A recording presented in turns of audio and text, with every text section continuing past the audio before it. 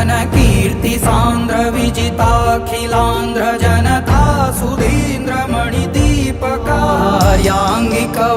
వాచిక పూర్వకాద్భుత తులిత నటనాఘటికా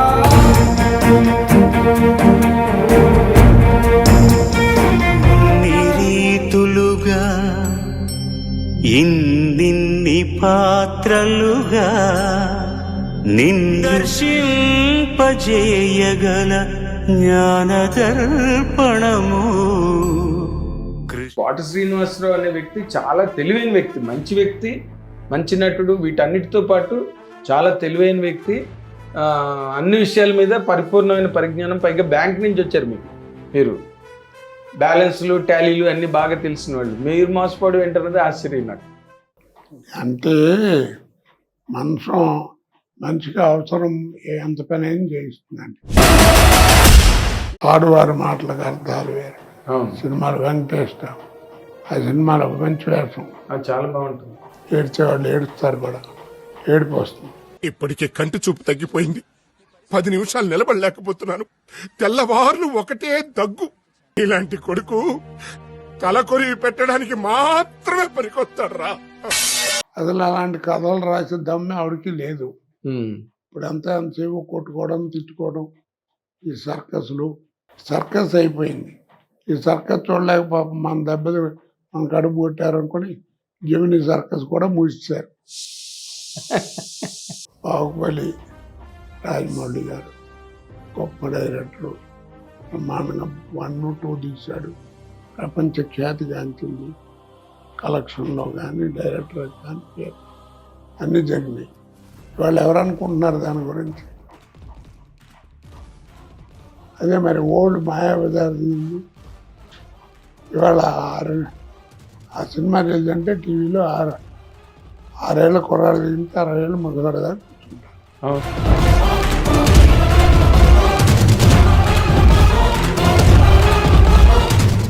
అందరికీ రామారావు మహానుభావుడు, తెలుగు సత్తా చూపించాడు.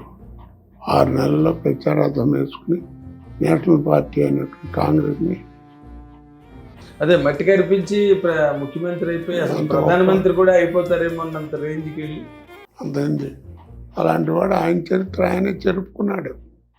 ఆ వయసులో ఆ మహానుభావురాలను మర్చిపోయి ఇంకో ఆడదాని మెడలో తాళి కట్టడానికి అసలు మనసెట్ట వచ్చిందండి మీకు? బట్ మీ ఇద్దరు కలిపి చేసింది లాస్ట్ సీను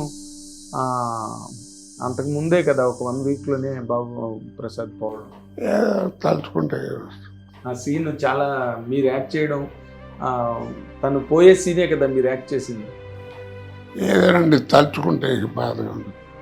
ఏం తలుచుకో అదేలే అదే.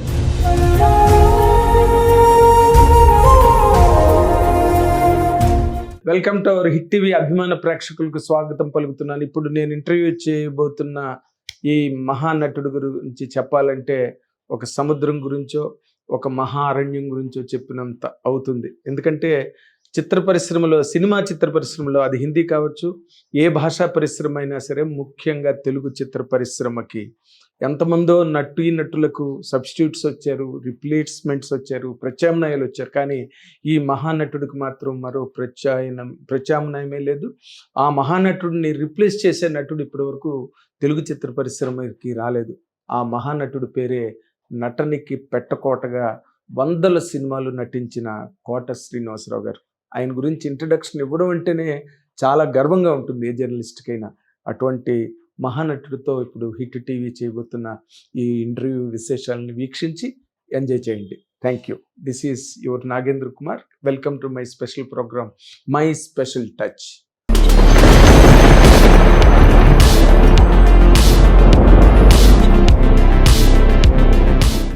నమస్కారం కోట శ్రీనివాసరావు గారు. మిమ్మల్ని చూస్తే ఎలా ఉంటుందంటే మీ వెనకాతల ఒక మహాసముద్రం కనిపిస్తుంది నాకు ఎప్పుడు కూడా. మీ కెరీర్ ప్రారంభమైన దగ్గర నుంచి నాకు దాదాపుగా తెలుసు. ఏమి ప్రయాణాలు, ట్రైన్లు, ఏరోప్లేన్లు, కార్లు, ఒక ఊరి నుంచి ఒక ఊరికి, అసలు ఏమి షూటింగ్లు, ఏమి హడావిడి చేసి అన్ని 100 సినిమాలు ఏ సినిమా చేసినా హిట్, ఏ క్యారెక్టర్ చేసినా సూపర్ హిట్.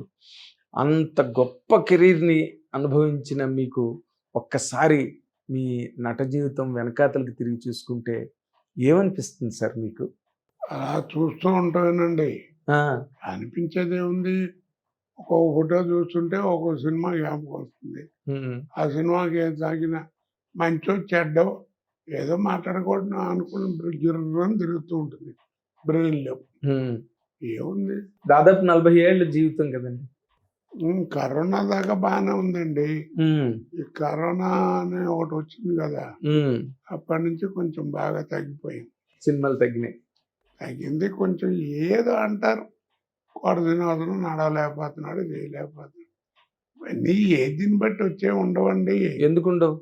ఎవరికైనా సహజం కదా అవి. ఎవరో ఏదో మొన్న ఈ మధ్యన లేవలేకపోతున్నాడు, అసలు బెడ్ మీద ఉన్నాడని ఇదంటే అన్నాను. ఎవరో ఈ సాఫ్ట్వేర్ ఏదో అంటారే, సాఫ్ట్వేర్, వాట్సాప్ ఎవడో ఏదో అంటే పోయాడని ఏదో వేశారు. కేకలు వేసేవాడిని. నీకు దీనివల్ల రూపాయి లాభం వస్తుంది అనుకుంటే అందరూ చచ్చారని అందరూ వేయి, చంద్రబాబు కూడా వేయి, నాకే అభ్యంతరం లేదు. ఎందుకే ఇలాంటి జీవితం తలకాయ నొప్పి? మీ తల్లిదండ్రులకు రావా? 75 ఏళ్ళు వచ్చిన వాడికి ఎలా ఉంటాయండి?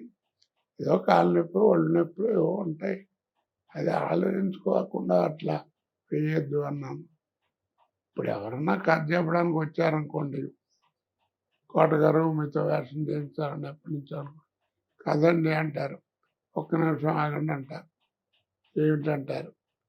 నేను మెట్లు ఎక్కలేను, దిగలేను, గవాన్లో నుంచోమంటే గవాన్లో కూర్చోమన్నా కొంచెం కష్టం, టైం పడుతుంది. వాయిస్ అంటారు, మీరు వింటూనే ఉన్నారు, బ్రహ్మాండంగా జ్ఞాపక శక్తి అన్నీ బాగానే ఉన్నాయి, నా ఇబ్బందులు ఇవి, ఇప్పుడు చెప్పని కదా అంటాను. అదేంటండి, నా ఉన్నయ్య, నా ఎక్స్పీరియన్స్కి, నా ఏజ్కి ఏమి చెప్పకుండా అక్కడికి వచ్చి ఆ మెట్ల నుంచి ఇట్ట పైనుంచి వస్తారని మీరంటే నేను రాలేను అన్నాను అనుకో, ముందు చెప్పచ్చు కదా అంటావు. నా తలకాయ కొట్టేసినట్టు అయిపోద్ది. నాకు అలాంటిది ఏం లేదు. ఏదో భగవంతుడు ఇచ్చాడు, ఎంత గొప్ప జీవితం ఇచ్చాడంటే చెయ్యి ఇట్ట పెట్టాల్సిన కర్మ లేదు. మీరే ఏ అందరికీ అవకాశం ఉంటే ₹1 అట్లా సాయం చేసే పొజిషన్లోనే ఉన్నా. అంత గొప్ప జీవితం ఇచ్చాడు కాబట్టి ఊరికి కంగారు పడద్దు. వేషానికి తగ్గట్టుగా, వయసు తగ్గట్టు వేషాలు ఉంటాయి. కూర్చుని రాలంగి వెంకటరామయ్య గారు ఎన్ని సినిమాలు చేశారు? కూర్చుని ఎన్ని సినిమాలు చూశాడు, అవును, నడవలేక. ఆయన కదలలేని, నడవలేని పరిస్థితుల్లో కూడా చాలా సినిమాలు చేశారు ఆయన. కాబట్టి మీకు ఏదైనా ఉంటే, అవకాశం ఉంటే పిలవండి. ఊరు దాటి వద్దు, ఊళ్ళో ఎంతైనా పనిచేస్తాను. మళ్ళా ఇంకో ఊరు వెళ్ళటం, అక్కడ నీళ్ళు పడి పడక, ఈ ప్రయాణాలు అవన్నీ కష్టం కదా. ఎందుకండి తలకాయ నొప్పి?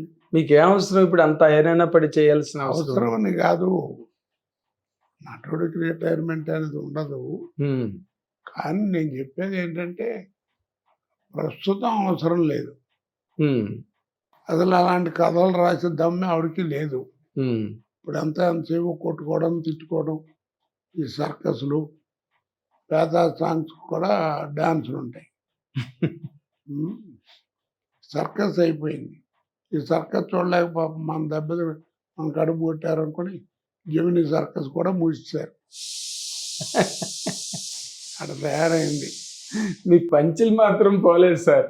నిజంగా మీ సినిమా ఇండస్ట్రీలో మీరు షూటింగ్లో తక్కువగా కనిపిస్తున్నా, అసలు కనిపించకపోయినా కూడా మీ పంచులు మాత్రం అలాగ ప్రచారంలో ఉంటాయి, ఎప్పుడు సర్క్యులేషన్లో ఉంటాయి. నిజంగా అసలు మీకు ఈ టేస్ట్ ఎక్కడి నుంచి పుట్టిందండి? ఏమో నాకే తెలీదు. అంటే మీరు సినిమా జీవితంలోకి రాకముందు కూడా మీరు బ్యాంకులోనే కదా పనిచేసేవారు? ఇప్పుడు ఇలాగే సరదాగా పని చేసుకున్నామండి. ఆ ఆఫీసర్లు కూడా పాపం నా మీద జాలి పడేవారండి. మంచి ఆర్టిస్టు, బ్యాంకులో ఉండాల్సిన వాడు కాదని చెప్పి వాళ్ళకి కూడా తెలుసు. బ్యాంకు కాంపిటీషన్, బ్యాంకు ఫంక్షన్లు, కాంపిటీషన్లు అంటే బలాన్ని రోజులు 2 రోజులు అంటే కోట శ్రీనివాసరావు నాటకం ఎప్పుడుందో చెప్పండి అయ్యా ఇప్పుడు వస్తామని అడిగేవారు. ఫ్యామిలీతో ఆ రోజుల్లో 10 రూపాయలు ఖర్చు పెట్టిన ఆటోలో వచ్చేవారు. ఆ ఇమేజ్ ఉంది. ఎప్పుడు నేను అనకూడదు కానీ మహానుభావుడు కొండా కృష్ణమూర్తి అని ఒక ఆఫీసర్ గారు ఉండేవారు. ఆయన ఎప్పుడు నేను సార్ అని పిలవాల, ఇదిగో మేస్త్రి ఇట్రా అనేవాడిని. ఆఫీసర్ని ఆయన నవ్వుకుని ఎవడన్నా ఏమయ్యా ఆయన ఎట్ట ఊరుకున్నావు అట్లాంటి మాటలు మాడుతుంటే అంటే, ఊరుకుండా ఆయన మంచి వర్కర్ వాడు, ఏమైనా ఏం మాట్లాడినా మంచి రైటింగ్, మంచి వర్కరు, మంచి ఆర్టిస్ట్ అయ్యా, నాకు బాగా ఇష్టం వాడంటే అని చెప్పేవాడు బాబు. చెప్తున్నా అలా. మీకు స్పెషల్ ఫాలోయింగ్ ఉండేదేమో అప్పుడు కూడా. అప్పుడు కూడా లంచ్ అవర్ అంటే క్యాంటీన్ వాళ్ళు కూర్చుంటే చుట్టూ 10-15 మంది ఉండేవారు. ఏవో ఆ జోకులు ఈ జోకులు చెప్పుకుంటూ ఆఫీసర్ లిమిటెడ్ చేయటం అలాగా చేస్తుంటే ఆఫీసర్ వచ్చి పిలిచేవాడు, రావయ్యా ఇంక వదిలిపెట్టు, టైం అయిపోతుంది రా అని పిలిచేవారు. ఆఫీస్ అవర్స్ అందరినీ కేకలు వేసేవారు కూడా. మీకు కూడా బుద్ధి ఉన్నాయా ఏంటి అంతసేపు ఆయన్ని, మీరు ఉద్యోగం చేయట్లేదు, ఆయన ఉద్యోగం చేయనివ్వట్లేదని. ఏదో ఇప్పుడు మనిషికి ఒకటేనండి, అందరికి మనిషికి భగవంతుడు ఒక టైం ఇస్తాడు. అవునండి. ఆ టైం వచ్చిందంటే ఇక టైం ఉండదు నీకు. నీకు టైం వస్తే టైం ఉండదు. అవును. తిండికి కూడా టైం ఉండదు. కాకపోతే ఏంటంటే ఆ పర్టికులర్ టైంలో మనం జాగ్రత్తగా ఉండాలి. ఎస్. ఆ టైంని పాడు చేసుకున్నాం అనుకోండి, ఏ టైంలో అడుగు తినాల్సింది. అవునండి. అది కాదు, జాగ్రత్త పడ్డాను, నాకు తెలియకుండానే భగవంతుడు అలా చేశాడు. ఏదో బిజీయో లేకపోతే ఏమైనా ఇక టాలెంట్ అను బిజీ అను ఏమైనా, దానివల్ల నాకు ఆ ఇబ్బంది ఎప్పుడు లేదు. అదే మీరు ఏదో మీరు చెప్పినట్టుగా కరోనా ముందు వరకు మీరు సినిమాలు చేస్తూనే ఉండేవారు. అవునండి. బట్ ఏ రోజున మీకు అసలు ఒక్క రోజు ఖాళీ లేకుండా వర్క్ చేశారు. రోజుకు 3 స్టేట్లు కూడా చేశాను. అవును, నాకు తెలుసండి. కానీ అసలు ఆ జీవితాన్ని ఎట్లా హ్యాండిల్ చేశారండి? ఓ పక్కన ఇప్పుడు ఎంత కాదన్నా ఒక ఫ్యామిలీ లైఫ్. ఇప్పుడు నీ ఉద్యోగంలో నీకు గొడవ వచ్చిందని అట్లా బిజీగా నువ్వేం చేస్తావు? ఎవరిని అడిగినా ఏం చెప్పలేవు. ఏ ఉద్యోగం అంటే అవుతావు, జాగ్రత్త చేయకపోతే పోద్ది, అందుకని ఏదో కష్టపడి ఏదో అడ్జస్ట్ చేస్తాం. అదేలేండి. అలాగే చేసుకుంటూ వచ్చాను. నెలకి 2 నెలలకి పిల్లల్ని చూడటం చేయటం ఇవన్నీ అందరికీ మామూలే. అందరికీ అంటే మీ టైంలో మీరందరూ ఒకలాగే ఉన్నారండి. ఎలాగ మీరు కానీ, బ్రహ్మానందం గారు కానీ, బాబుమోహన్ గారు కానీ, అంటే మీ కాంబినేషన్స్ అప్పుడు ఆ 3 ఇన్విటబుల్స్ అనేవారు. 3 ఇన్విటబుల్స్. 3 ఇన్విటబుల్స్.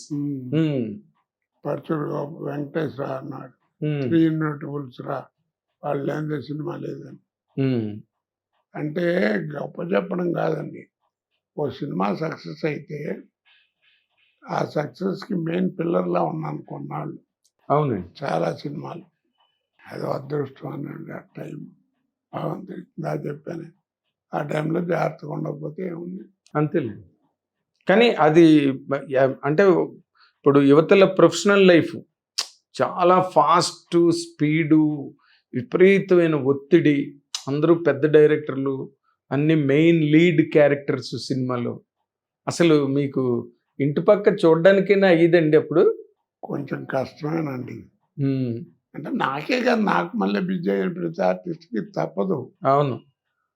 ఏముంది, ఇందా మీరు చెప్పారు బ్రహ్మానందం గారు, బాబుమోహన్, అవును, అందరికీ తప్పదు. అవును. వాళ్ళు కూడా బ్రహ్మానందం గారు ఒకసారి చెప్పారు నాకు, ఎప్పుడో 3 నెలల తర్వాత ఎప్పుడో ఇంటికి వెళ్తే వాళ్ళు గౌతమో సిద్ధార్థో తలుపు తీసి మమ్మీ అంకుల్ వచ్చాడు అన్నారంట. పిల్లల్లో గౌతమో సిద్ధార్థ వాళ్ళిద్దరిలో అని బ్రహ్మానందం గారు నాకు ఒకసారి చెప్పారు. అంటే మీరు అందరూ ఒకలాగే ఉన్నారు. ఉదయం తిరుపతి, మధ్యాహ్నం వైజాగ్, మళ్ళీ రాత్రికి హైదరాబాదు, మళ్ళీ మన్నాడు విజయవాడ, ఇలా వర్క్ చేశారు మీరు అందరూ. తప్పేదేముందండి టైము. అవును. ఆ టైంలో జాగ్రత్తగా ఉన్నాం కాబట్టి ఉన్నాం. మీరు నార్మల్గా అంటే సార్ ఒక టెక్నికల్ క్వశ్చన్ సార్, ఇప్పుడు కెరీర్ బిగినింగ్ అయ్యి రైజ్ అవుతున్న టైం ఒకటి ఉంటుంది సార్, అది ఏ ఆర్టిస్ట్ అయినా బాగా ఎంజాయ్ చేస్తాడు. ఎందుకంటే రికగ్నిషన్లోకి వస్తున్నాం, ఫోకస్లోకి వస్తున్నాం, 10 మంది మన అడుగుతున్నారు, అదొక స్టేజ్ సార్. రెండో స్టేజ్ కంప్లీట్గా సూపర్ స్టార్డమ్లోకి వెళ్ళిపోయి ఇంకా ఏ సినిమా చేసినా హిట్, ప్రతి డైరెక్టరు నువ్వే కావాలని అనే ఒక సిచ్యువేషను. దానికి ముందు అసలు ప్రయత్నాలు చేసి సినిమాల్లోకి వద్దామని అదొక మెయిన్ ఫేజ్ ఒక ఆర్టిస్ట్కి, ఏ ఆర్టిస్ట్కి అయినా సరే. ఇందులో మీరు బాగా ఎంజాయ్ చేసిన స్టేజ్ ఏదండి? అంటే రైజ్ అవుతున్న నాకు స్టేజ్. అప్పుడప్పుడు అనిపిస్తుందండి, సరదాగా నేర్చుకున్నటువంటి విద్య ఉందే, మిమిక్రీ చేయటం, అన్లిమిటెడ్ చేయటం, ఇన్లిమిటెడ్ చేయటం, జోకులు పెట్టుకోవడం. ఫర్ ఎగ్జాంపుల్ తెలంగాణ రామాయణం లాంటివి నేర్చుకోవడం, తెలంగాణ మాండలికంలో తెలంగాణ రామాయణం తప్పదం, తెలంగాణ మాండలికంలో రామాయణం చెప్పడం, ఇవన్నీ సరదాగా ఆ రోజుల్లో నేర్చుకున్నా. అవి వాళ్ళు నాకు లక్షలు సంపాదించిపెట్టినాయి. అవును. అప్పుడప్పుడు ఆనందం వేస్తుంది అవి చేసేటప్పుడు. అప్పుడు ఇలా అనుకున్నాను కదా, ఆల్ ఇండియా రేడియో దగ్గర బలాన్ని పడితే ఇలా జోక్ చేశాను, అది అలా జ్ఞాపకం వస్తాయి. బాగా అండి, బాగా జోవియల్గా లైఫ్ గడిపింది. తర్వాత నేను ఎప్పుడు సినిమాకు ట్రై చేయలేదు, మీరు నమ్మరు. ఎప్పుడన్నా జంజాల గారు బాగా పరిచయం కాబట్టి నా బెజవాడ నుంచి హైదరాబాద్లో ఆయన సినిమాలు తీస్తే, కోటగారు సరదాగా రావయ్యా, ఓ 2 సీన్లు వేస్తాం సరదా చేసుకోని పిలిస్తే వేయటం తప్ప. అలా అమరజీవి అని ఒక సినిమా చేశాను, బాబాయ్ అబ్బాయి అని ఒక సినిమా చేశా, అలా ఇంకోటి ఏమైనా చేశా ఏదో మొత్తానికి. అలాగే కుక్క మెయిన్ సినిమా అండి, అసలు కుక్క అనే ఒక సినిమా ఉంది. అప్పుడు ఇందిరాగాంధీ గారి 20 ప్లాట్ఫారంలో మంచి ఫామ్లో ఉంది, 10 నిమిషాలు వయోజన విద్య అని కార్యక్రమంలో ఉండేది. మీరు చెప్పారే ఆ ప్రోగ్రాం అప్పుడు 100 కిలోమీటర్లు ఎంతో వచ్చేది మన తెలుగు టీవీ. అది చేసి ఆ కాస్ట్ చేసేటప్పటికి ఆ బస్సులను వాటిలను వెళ్తున్నప్పుడు, ఏమంటే మీరు రాత్రి టీవీలో వచ్చారు కదా అని అడిగేవారు. ఆ బజార్లో వాళ్ళందరూ ఆ టీవీ ముందుకు వచ్చినవారు వచ్చి, అందరూ ఇళ్ళలో ఉండేవి కాదు కదా. అవునండి. కెపాసిటీ ఉండాలి. అదే. అవునండి అన్న అలా గుర్తుపడుతున్నారని అప్పుడు ఇన్స్టాల్మెంట్ బేస్లో మూడు జతలు బట్టలు కుట్టించి కాస్త స్టైలు వ్యవహారం మాట్లాడటం గుర్తుపడుతున్నారు అనుకోవడం, చిన్న ఇమేజ్ మెయింటైన్ చేశారు. అలాగా అలా సినిమాకి వచ్చి. అది ఏమైందంటే 1982లో మీరైతే ఏం చేస్తారని ఒక నాటిక ఆడారు. అప్పుడు టి. కృష్ణ గారు చూశారట ఆ నాటకం. ఓకే. నాటిక అది పాత్ర గారు రాసిందే కదా, మీరైతే ఏం చేస్తారు? గణేష్ పాత్ర. గణేష్ పాత్ర. ఆ నాటిక చూస్తూ ఇప్పుడు ఎవడో కుర్రాడు భలే ఉన్నాడా, సినిమాలకు కూడా బాగుంటాడు అనేది ఆయన అన్నట్టు 82లో. ఇప్పుడు సుబ్బయ్య గారు ఆయన దగ్గర కోడేరట్లుగా ఉన్నారు. ఎవరు? మన ముత్యాల సుబ్బయ్య గారు. అలాంటిది 85లో వందే మాతరం సినిమా తీసేటప్పుడు రాజశేఖర్ గారు ఫస్ట్ పిక్చర్ ఏ శాంతి చేసేటప్పుడు నర్రా వెంకటేశ్వరరావు అప్పుడు కొంచెం బాగా రికగ్నిషన్లోకి వస్తున్నాడు. మీ ఇద్దరు కాంబినేషన్ అది అంచేత మీరు కానీ బట్ మరి రైజ్ ఇద్దరు అందరూ కలిపే కదా. బ్రహ్మానందం గారి నటుడుగా మీరు ఇవాల్యుయేట్ చేసి చెప్పాలంటే ఏం చెప్తారు సార్ ఒక్క ముక్కలో? వద్దులేండి, బాగుండదు. బాగుండదు ఒక్క నటుడి గురించి కామెంట్ చేయటం. మంచిగా చెప్పండి సార్, చెడ్డగానే చెప్పాలా? అంటే ఆయన బాధపడినట్టు చెప్పాలా? వింటే బాధపడతాడండి. అదేంటిది, ఎందుకు బాధపడతారు? ఆయనతోనే అన్నాను అనుకోండి ఆ మాట. మరి లక్షలాది మంది కాదండి, ఆయనకి కోట్లాది మంది అభిమానులు ఉన్నారు. మీడియాలో చెప్పడం వేరు, బయట చెప్పుకోవడం వేరు. చెప్పండి, ఏం పర్వాలేదు. ఆయన మళ్ళీ ఇంకో కౌంటర్ ఇస్తారు, సరదాగా నడుస్తుంటుంది బయట. చెప్పనండి, చెప్పరు. అంత కాదు, అంత చెప్పకూడదంత అబ్జెక్షనబుల్ పాయింట్ మీ మనసులో ఉందా బ్రహ్మానందం గారి మీద? ఉంది. అమ్మా, అది కూడా కామెడీ. సీరియస్ కామెడీ అయినప్పుడు చెప్పొచ్చు కదా. వద్దండి, బాగుండదు. పట్టుగా నువ్వు బాబాయ్ ఇప్పుడు మాత్రం నేను సార్ అని మానేస్తా. బాబాయ్ నువ్వు చాలా అన్యాయంగా మనసులో దాచుకుని చెప్పకుండా. తప్పే నేనే చెప్తున్నా కదా, ఇలా మీడియాలో చెప్పడం బాగుండదని. అదేలే కాదండి. ఇంకో మాట, ఇప్పుడు మీరు ఇన్నాళ్ళ ఈ ప్రయాణంలో అస్సలు యూఆర్ ఛాంపియన్. ఎలాగా క్యారెక్టర్లు చేయడం ఒక్కటే కాదు, వాటిని అటెండ్ అవ్వడం కోసం ఎంత సాక్రిఫైస్ చేయాలి. అరే వదిలేవా ఈ పొగడ్తలకి ఏమొచ్చు, కానీ పొగడ్తలు మాట్లాడలేదు. ఐఎమ్ సారీ, నిజం చెప్తున్నా. ఇప్పుడు మా ఆడియన్స్ కూడా చూసిన వాళ్ళు నేనేం మిమ్మల్ని పొగుడుతున్నాను అని అనుకోరు. నేను అడిగే క్వశ్చన్ ఎక్కడంటే వేరే I'm driving you to a question. మీ అబ్బాయి కూడా, మీ ప్రసాద్, మీతో కొన్ని సినిమాలు యాక్ట్ చేయడం జరిగింది కదా. మూడు సినిమాలు చేశాడు. 3 సినిమాలు చేశారు. అంటే మీరు మీ అబ్బాయి యాక్టర్ అవ్వాలి ఇలా అవుతాడని నమ్మకం ఉందండి. మంచిగా వెళ్ళని అవుతాడు అనుకున్నా. నేను ఎప్పుడూ ఎంకరేజ్ చేసేవాడిని, ఎవరితో అనేవాడిని కాదు, కానీ నాకు మళ్ళీ వాడు కూడా కష్టపడి పైకి రావాలని కోరుకున్నాను. అంతే కదా.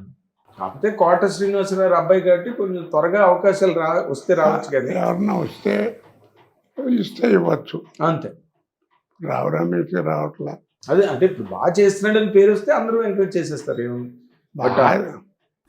విజిటింగ్ కార్డుకి మీరు ఉపయోగపడతారు అంతే.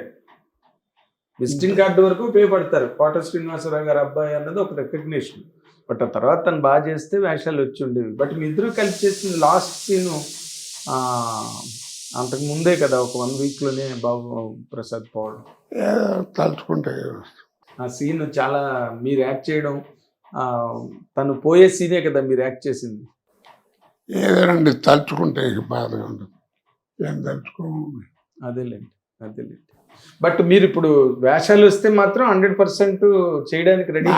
ఏం అభ్యంతరం, నటుడికి ఎప్పుడు రిటైర్మెంట్ ఉండదండి. ఏముంది, ఇప్పుడు తగ్గ వేషాలు ఇస్తారు, కూర్చుని చేసే వెళ్ళం లేరు. అవునులేండి. ఇప్పుడు చూడాలని ఉంది, దూల్పాల్ గారు వాళ్ళు చేశారు కదా చూడాలని ఉంది సినిమాలోని, ఆ కూర్చునే వెళ్ళని అలాంటివన్నీ. అన్నిటికంటే మనకి ఒకటి నిదర్శనం రేలం గారు. ఆయన కుర్చీలో కూర్చుని లేవలేకుండా ఎన్ని సినిమాలు చేశాడు కామెడీ. అలాగే ఏదో నాకు అదే అడుగుతా నేను, ఏమండి కోట గారు కొంచెం తగ్గారు మనుషులు అంటే, ఏమీ లేదండి, మీరు వేషాలు ఇవ్వకపోవటమే నాకు పెద్ద రోగం. అదేలేండి. ఎందుకంటే రోజుకి ఎప్పుడు 100-150 మంది మధ్యలో యాక్ట్ చేసిన వాడిని, ఎవ్వరూ లేకుండా ఇప్పుడు ఒంటరిగా అట్లా కూర్చోవటం అంటే ఎలా ఉంటుంది? చాలా కష్టం సార్. నేను ఇందాక నుంచి ఆ పాయింట్ మీదే నేను స్ట్రెస్ చేయబోతున్నా. ఎందుకంటే ఇన్ని 100 సినిమాలు, ఇన్నేళ్ళు, ఏ రోజు ఇంటి దగ్గర ఏ పూట ఇంటి దగ్గర ఉండకుండా ఎంతసేపు షూటింగ్, లైట్స్, యూనిట్. అన్నిటికంటే నా భావాల్ని ప్రజలకి, ఇన్నేళ్ళు నన్ను పోషించినటువంటి ప్రజలకి, దేవుళ్ళు లాంటి వాళ్ళు 40 ఏళ్ళు నన్ను పోషించినటువంటి ప్రజలకి హిట్ టీవీ ద్వారా ప్రేక్షకులకు తెలిపే అవకాశం నాకు ఇచ్చినటువంటి హిట్ టీవీ గారికి నమస్కారం చేసుకుంటూ, మీ అందరికీ నన్ను ఇన్నాళ్ళు పోషించినటువంటి నా దేవుళ్ళకి మరొక్కసారి నమస్కారం చెప్పుకుంటూ సెలవు తీసుకుంటున్నాను. థ్యాంక్ యూ కోట శ్రీనివాస్ గారు. ఆ మహానుభావుడి జీవితమే ఒక మహాగ్రంథం, నటగ్రంథం. ఎప్పటికీ ఎంత చదివినా తరగని గ్రంథం అది. అంచేత ఆయన అనుకున్నట్టుగా సినిమా పరిశ్రమలో దర్శక నిర్మాతలు ఆయనకి అనువైన, సులువైన క్యారెక్టర్లు ఇచ్చి ఆయన ఇంకా సినిమాల్లో కొనసాగిస్తే మనలాంటి అభిమానులందరికీ కూడా అది కన్నుల పండుగగా ఉంటుందని ఒక ఆలోచనని చిత్ర పరిశ్రమకు కూడా నేను షేర్ చేస్తూ మీ అందరి దగ్గర నుంచి సెలవు తీసుకుంటున్నాను. Thank you very much. సమస్య లేని ఇల్లు ఉండదు, పరిష్కారం లేని సమస్య ఉండదు. బంధాలు గొప్పవి, బాధలు చిన్నవి. మీ సమస్యని మేము పరిష్కరిస్తాం. రండి, మాట్లాడుకుందాం.